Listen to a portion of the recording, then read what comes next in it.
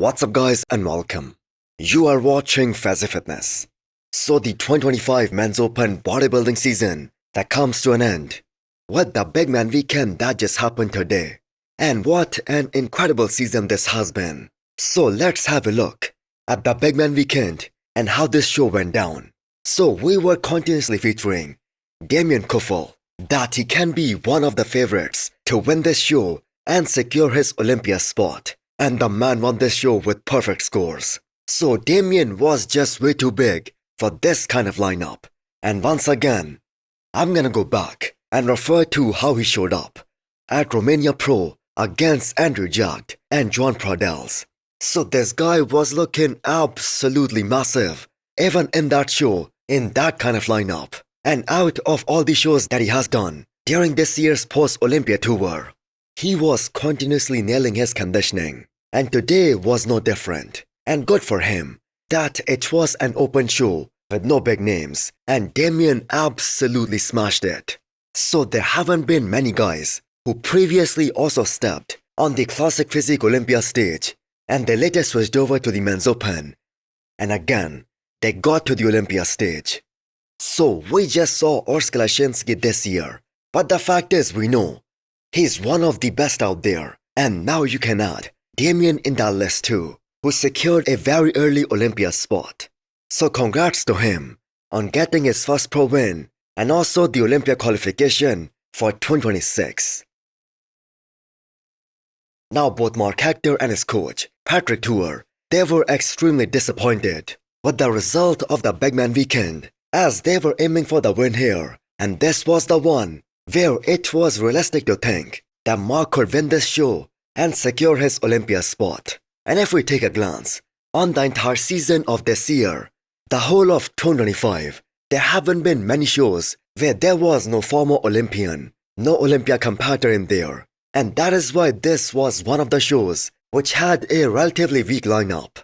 Now, as great as the chest on Mark is and the shoulders, especially in those side shots, but if we analyze his physique, especially from the front, I mean, look at that front double biceps. You can see there is something odd and kind of weird happening right there in his right pec. I guess that is the side where he had that shoulder tear, and the man is still dealing with some kind of mobility problem.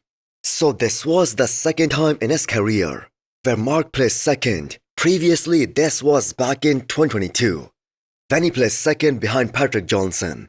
Now overall, it was a good showing for him, and we should be looking forward to what him and Patrick can bring the next time they step on stage, which is gonna be sometime next year after a full-blown off-season. But as of right now, Patrick completely disagreed with the results of this show. So let me know what you guys think.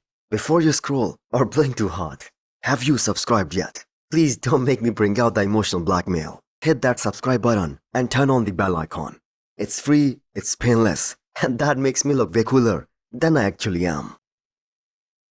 Now for me, Pablo in this lineup, he's the guy who can have the biggest potential in the future. The man has got a very pretty shape, amazing aesthetics. Overall, this guy has those incredible round muscle bellies. The shoulders on him, they are awesome. A small waistline, and he also brought amazing condition here. Although he has gotten a bit bigger over the past couple of years, but the one thing that's still missing, that is still the overall size on this guy, especially to be competitive in the open.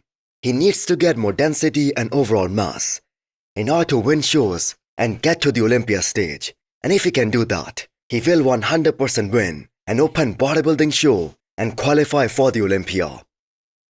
So Roberto Bruno, he placed fourth here, another guy who had a very solid run throughout this year, where he consistently placed top 4, and Andre Gressner, who placed 5th here. He also made a perfect example for so many of these guys who are kind of wasting their potential in a smaller category in Classic Physique. So he is also a former Classic Physique competitor, and this was only his second open show where he ended up making top 5. So he was roughly 22 pounds heavier in terms of the stage weight compared to what he weighed when he was competing in Classic. So this was a good decision by him. So I for one am looking forward to him getting more mass building up more muscle, and fill up his frame, and I'm very sure he's gonna be more competitive, maybe as soon as next year. So I just wanna point out one more aspect here. There was one former Olympian in this lineup, Muhammad Nasser, who by the way placed 9th here, among a total of 11 guys in a weak lineup. And this was arguably the weakest lineup that we have seen throughout this year.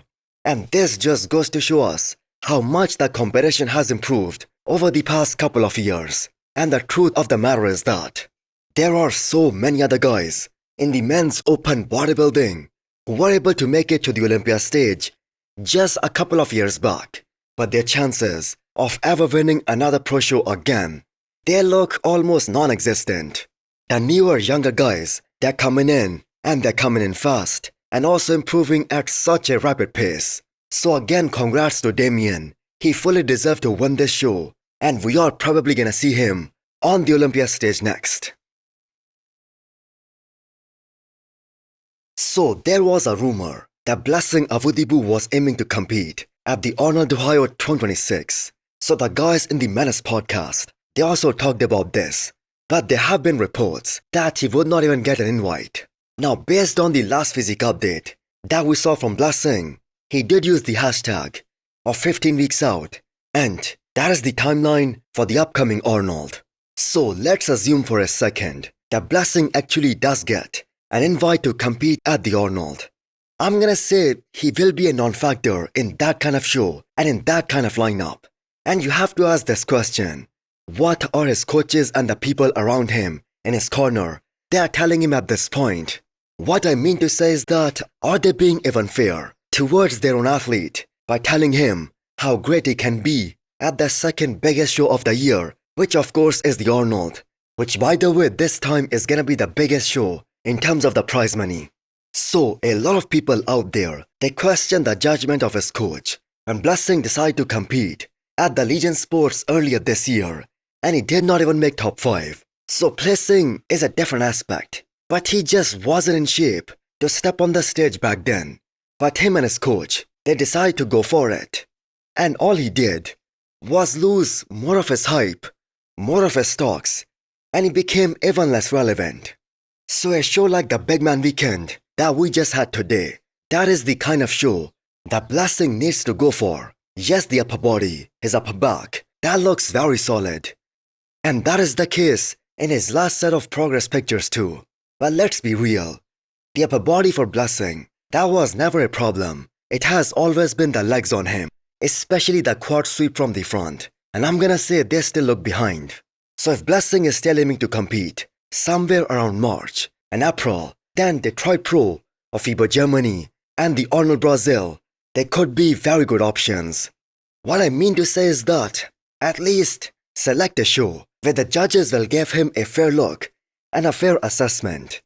So do you guys think Blessing was that good back in 2022 when he won the Indy Pro and the New York Pro? Or the lineup that he beat that year, that was very weak, and things have changed tremendously since then. So hit the thumbs up button if you liked the video and smash the subscribe button if you wanna come back for more. Thanks for watching.